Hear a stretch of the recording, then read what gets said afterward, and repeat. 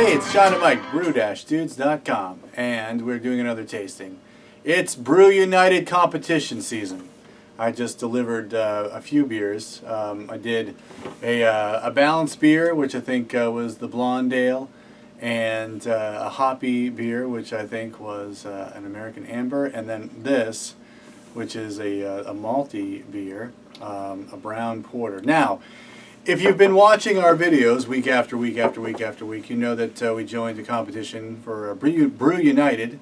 It was more of a challenge competition than anything else.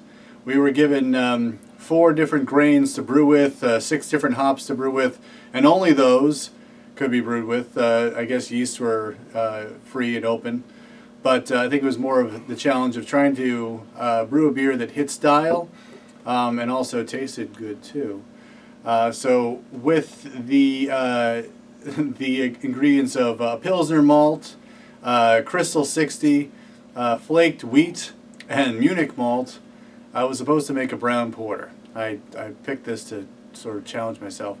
The best part was that there was an issue of Brew Your Own magazine that talked about how you can roast and toast your pale malts into more specialty malts, which came in handy because I had to do that.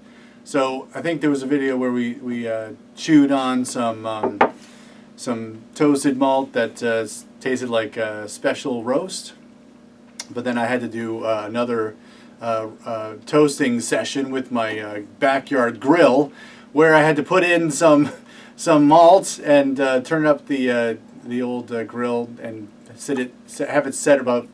Don't worry about that. We just you just keep drinking over there. I had to keep the temperature around 450 degrees Fahrenheit and see if I could toast the malt so that I could emulate chocolate malt as best I could. So that's why we have this nice brown color to this brown porter that I brewed really out of Pilsner malt and some other specialty grains, but the darkness comes from what I toasted. Now, you've been drinking, you're so sloppy, you're spilling all over yourself. What do you think about First of all, I will say that this beer is shaking my whole belief system to the core. Okay. Because, first of all, it looks like a brown porter. I mean, there is no mistaking it for being, I mean, it's got a little bit of a, it's not like opaque. It's really dark brown, just enough. I mean, it looks like a brown porter. The head on this thing is still there, still a nice rocky head. You can thank the Flaked Wheat for that. Yeah, but you know, I put Flaked Wheat in some stuff. I think there's more going on than that. Okay. It's so that's tremendous. Then to smell it, I mean, it's got like a wood-fired oven pizza crust thing going for it. It's so the bread quality, the malt, that toasted biscuity quality is I just can't get over it, knowing what the ingredients are in this. Yeah. And then to taste it, I mean, it's smooth, toasty, it's brown tasting. I mean, it's just you'd be hard pressed to convince me that the base malt in this is Pilsner malt. Yeah. This tastes like a pale malt, if not Maris Otter type of a base malt. There's a nice caramel note to it. I assume coming from the Crystal 60, but your toasted malt has brought to the party a complexity of color and flavor that I don't think I've ever seen achieved in using just chocolate malt or just. You've made an amazing brown malt. Is what you've made. This is shocking. I'm going to save a bottle because I thought this whole thing was kind of strange. Sure. Right? Yeah. But this is shocking. Well, I have another bottle of this. I'm going to set that aside because I do plan to brew a brown porter using all the ingredients one would normally use to brew that. And see how it compares. Because I still think that if we were to compare it, side by side, you'd say, okay, well, this is nice, but this isn't. It's too bad. To be honest with you, I can't wait to see how this does in that competition. Okay.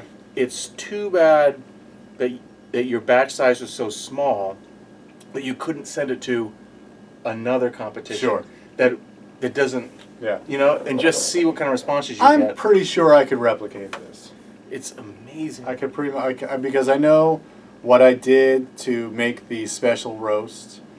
Actually, that was supposed to make brown malt. Mm-hmm. I set it in my oven at 300 degrees Fahrenheit for about 50 minutes. I just kept checking it, and then I wanted to get something dark, so I set my grill to sit around 450 degrees Fahrenheit and put it in there for, hopefully, I was trying to keep it in there for a half an hour. I don't think it made it, because I started to freak out. It really did get pretty dark, and I didn't want it to totally burn. But knowing what you know now, the only if I was going to knock it at all, yeah, would be it could stand to use a little more roast flavor. I mean, it's very toasty. yeah, It's almost roasty. It could just use another kick in that dividing difference between being really toasted and roasted, if you will. Just that slightly, a little bit more of a burnt. But that's the wrong word. I mean, but it is so close. It's unreal. yeah. This is very similar to that brown porter that we talked about that I made years ago. Yeah. I mean, it's really close to it. Yeah. See, that, like, my memory of that is a little bit different than this. This is almost pushing on the robust side of porter, I think. Like, that brown malt has a distinct flavor that I don't think you can replicate with, you know, a black patent or a chocolate and a toasted.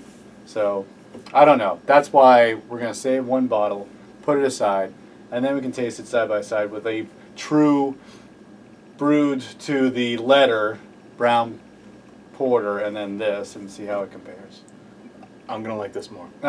We'll see. This is tremendous. I will blindfold you, and we'll see how it goes. So, Brew United, I'm totally shocked. Now I want to get on a plane and go judge that competition, because this is amazing. If you know, just for, I would have figured with this competition, it would, in order to really do well, it would be, okay, we're going to toast some malt, we're going to roast some malt, and you'd want to give yourself enough leeway to brew something, and then maybe brew something again, to tweak it, because I would have thought that, at least in this style, maybe other styles are more tricky, that you'd give it a go in the first pass and go, okay, that's pretty close. Yeah. We need a little bit more of this home toasted malt because you didn't know what you were going to get out of it. But this, for like really not having to go through an iterative process, is just tremendous. Sometimes you get lucky. You're a brewer. Thanks. Well, you should have tasted my first amber, which I thought was going to be pretty easy. That was awful.